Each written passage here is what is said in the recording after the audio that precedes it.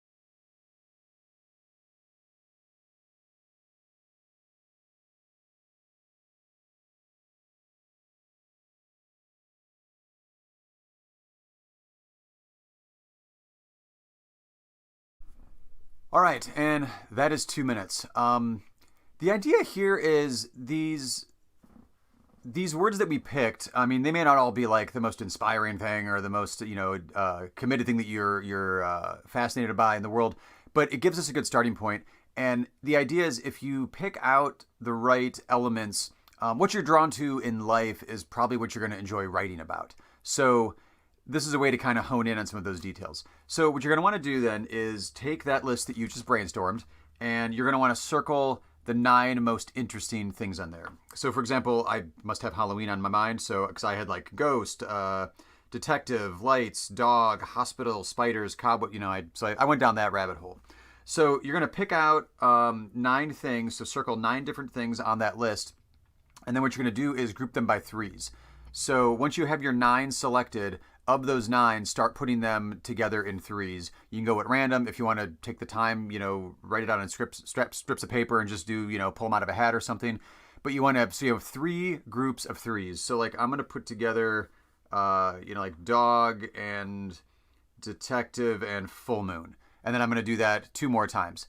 So once you have your 3 groups of 3 all together, what you're going to want to do then is we're going to take 5 minutes and let your imagination go wild and start writing based off of those individual clusters. If you don't get too far with the first group of 3, go to the next group of 3. If you don't get too far with that, go to the next group of 3. Go back to your word bank if you need to. You got 5 minutes, so you want to explore like, I wonder what would happen if on a full moon one night a ghost appeared that was actually my pet dog when I was 3. And you're like, so just word association, keep going, what ifs, I wonders, wouldn't it be interesting if blah, blah, blah, and fill in from the 3 words that you have in that cluster and just go nuts. There's no wrong way to do this. Just keep going with that and see what you come up with. And we'll meet back up in 5 minutes.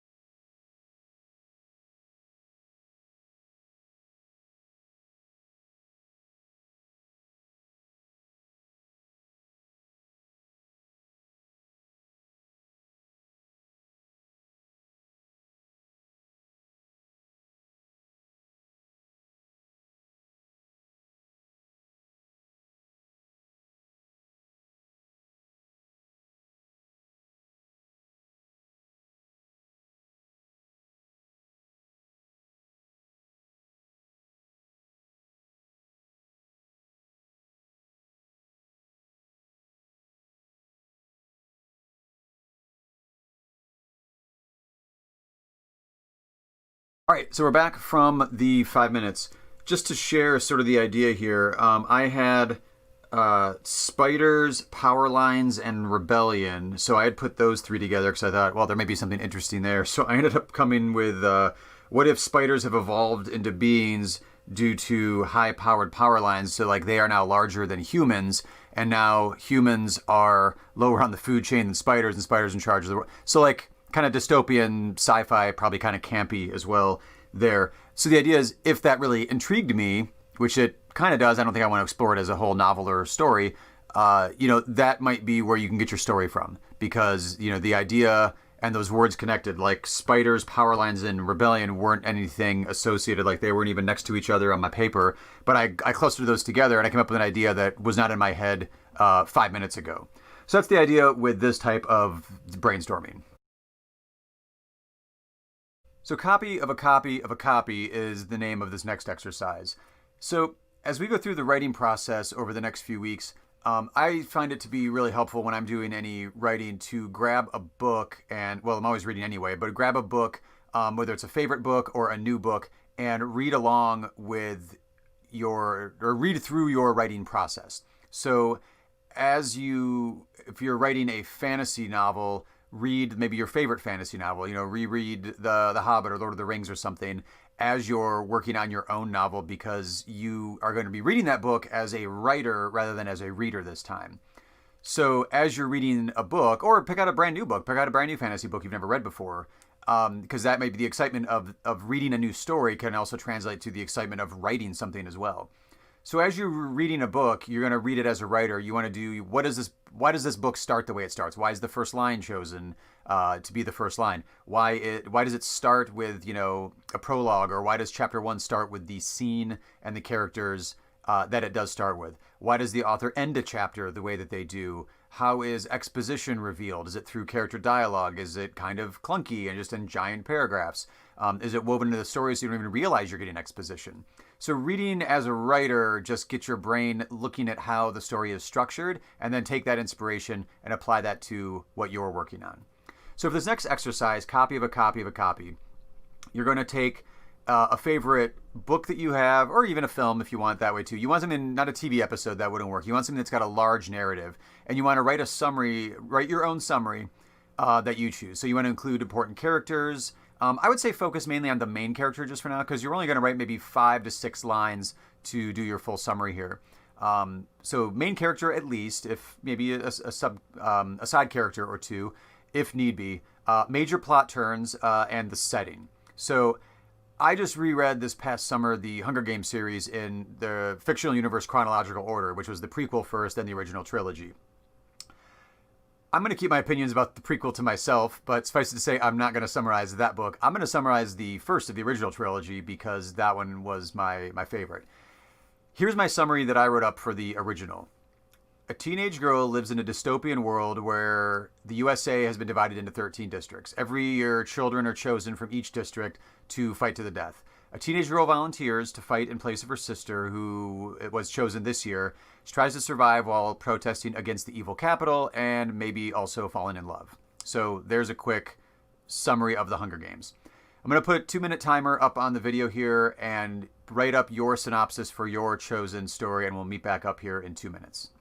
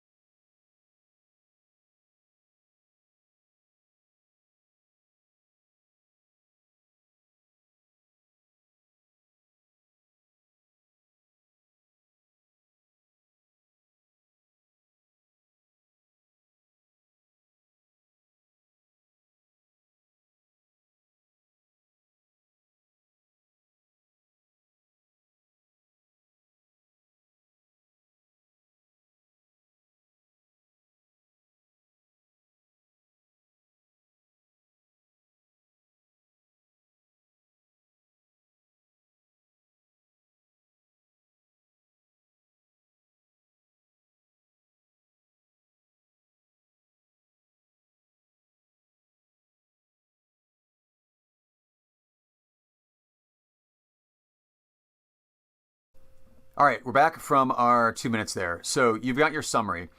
The idea here is that what you've got right now is your copy. Now we're going to make a copy of that.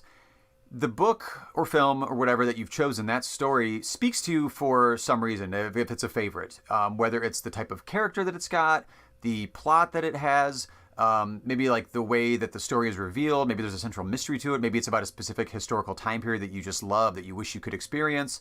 Whatever it is, if you're starting from something that inspires you, now we're going to try to basically capture that inspiration, that passion that you feel about it, and apply it to your own work. So you've got your synopsis in front of you, a few sentences long. What we're going to do now for the next 3 minutes is start changing around different parts of that. Because like, you're not just going to, in my case, I was doing Hunger Games. I'm just going to rewrite the Hunger Games. That's plagiarism. We need to make it your own. You need to get inspired about, take it and just go off in the directions that you maybe wish that story had gone, or that you hoped maybe like a someday sequel for that favorite book will go. It's not quite fan fiction, but it's kind of, parallel to fan fiction in a certain way. So start changing around characters, setting, plot, adjectives, the verbs, anything else that you want to change around, and see where those changes take you, and just keep writing and keep writing. And ideally, if you're starting from a point of inspiration with something that you love, apply that inspiration now to your own writing. So start changing it, start playing with it. 3 minutes on the clock. See you then.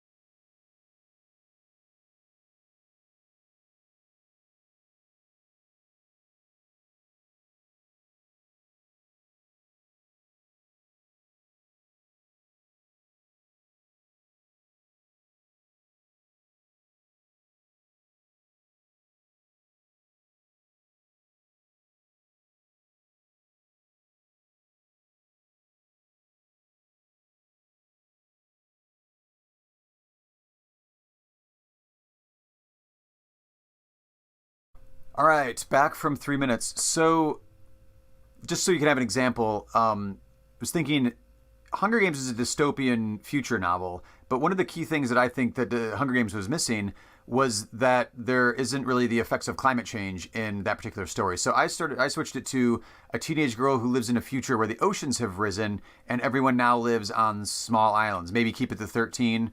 We don't want to plagiarize, so maybe we'll switch up that number. So now people live on small islands. Water is controlled by pirates, and they demand a sacrifice. So that's still kind of similar. Probably want to change that on a future rewrite. The pirates control the ocean, and they demand a sacrifice each year in order to keep the individual islands safe. So a girl is chosen, but in a storm, she is rescued by a different kind of pirate ship made up of former would-be sacrifices given over to the pirates from previous generations, from previous years, who now act as pirates against the main pirates. So you can see how it clearly has inspiration from the original, but we've changed a little bit there. Now, if you do a copy, you have a copy, you have a copy, you have a copy, and you just keep going that way, you're going to get farther and farther away from the original source material, but ideally finding inspiration in things that you care about that are really interesting to you. So that's the idea of that brainstorming technique. Copy of a copy of a copy. And then also, once you have something going, like maybe you really like that pirate theme and I like the way the sea levels has risen, go back to that word association brainstorm at the top of the video and maybe try brainstorming around like what would that environment look like? What would the islands look like? And trying to visualize that and just write down 1 to 2 word answers for that and then cluster them together, same as we did in that first exercise where it was the brainstorming and all that. So if you can apply all these different brainstorming techniques and overlap them with each other, or once you get an idea from one, apply the other technique to that idea you have, and they can all kind of overlap and work together in pretty interesting ways. So this one is visual brainstorming. So what I got here, if you look down below, there are some links you can click on. There's 2 that I put in there. This is kind of an idea based on settings. So the 2 links that I have, one is a link to a slideshow of abandoned places, which are fairly creepy in some cases, also pretty sweet in some cases. And the other one is a list of, I think the title was 20 seriously weird places around the world. So as you can see, there's some pretty interesting and wild places out there. So as you scroll through, we're going to throw 5 minutes up on the timer. And as you scroll through, start thinking about ideas of like, what kind of place is this? How would it get this way? What kind of personality type would want to travel to this kind of place and see it? Or better yet, what kind of personality type would want to live there? And then you can keep going down that path of, okay, well then what does day-to-day life look like? Where do they get supplies? Do they need supplies? Is this a fantasy novel? Is stuff airdropped in? Just, start scrolling through them, and if you see one, if it's something strikes you, write down or type or however you're writing why it is that it hits you at first, and then just kind of let your mind go. Just brainstorm, go with the flow.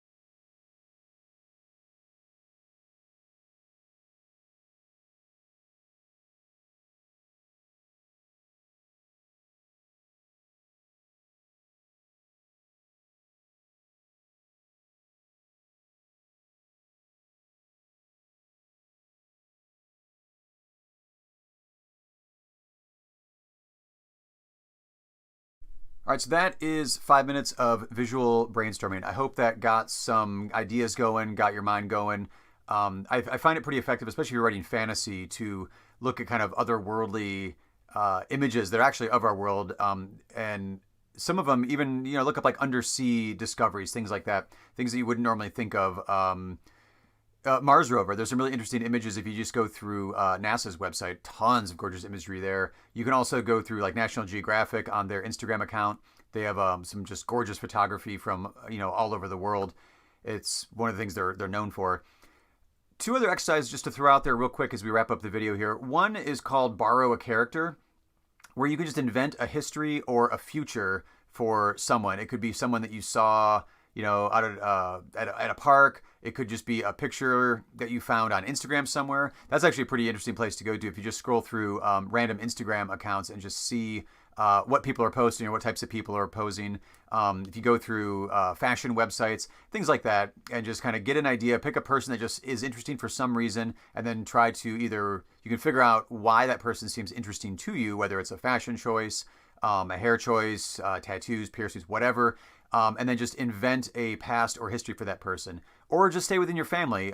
Like there's like great-great-grandparents I never met that I could look at maybe old photos of them or just hear a story from a family member and then just invent my own story around them. What would it be like if they just woke up today and we're in 2020, but that sort of thing. So you're borrowing a character. Pick a character from a book that you love, like write a different background for them or write a future story that never was written about that character. That gives you an idea of more of like a character-centered story or character-driven story rather than like a setting or a concept. But also, you're going to need to do some character work because the next meeting we have is on creating characters. If you want to click on the link down below here to join us live on Zoom, that'll be on the 30th of September. Go ahead and sign up there now. Some of the links that we have down there, there's a couple other ones too. One is actually I think there's two that are in there that are random plot generators. Give yourself 5 minutes. Timers are really good for brainstorming exercises, which is why we've been utilizing timers in this particular case. So if you go to the random plot generators, it'll give you, a main character, a setting, an action, and a few other things. You can kind of tailor make it however you want. You can kind of add in, clicking through the website, you can add in different elements if you want a supporting character or whatever. Personality types, that sort of thing. So it can give you random stuff to kind of get your mind going like, oh, I mean, that would be an interesting character that you wouldn't normally have thought of because it's just randomly throwing stuff at your brain and seeing how you respond to it. So the last thing as we sign off, I would say start writing a little bit every day. You want to keep a goal like real small and manageable first, maybe aim for like 5 minutes or so, and then add, a few more minutes the next day and the next day and the next day, or just commit to everyday writing like half a page minimum. Set a reminder on your phone or your computer. You want to just build it into part of your routine. Maybe it's something you do in the morning every day when you wake up. If you have the time, maybe it's like every night before you go to bed. Pick a time when you're not too exhausted, too tired necessarily. Even in the age, it's 2020. You can utilize like speech to text even if you want to just start brainstorming. Just hit record and dictate what your thoughts are. Just let the ideas flow. This is not the time, this is not the stage in the writing process for editing. So you got to just put away that inner editor in your brain. It's like, oh, that's not that good. Who cares? That's not the point right now. We just want ideas documented and down. We'll get to editing and all that later, but this is just not the time for that. If you're doing something digital, I like using the strike through, or if I'm writing out, I'll just strike through things here because you want those ideas still there because you never know. You may be 3 weeks into doing something like, wait, what was that idea I had back, whatever, and you can see through the strike through. You don't want to delete stuff. Just keep documenting, keep writing, keep exploring your story ideas, gather as much as you can, and we'll see you next time.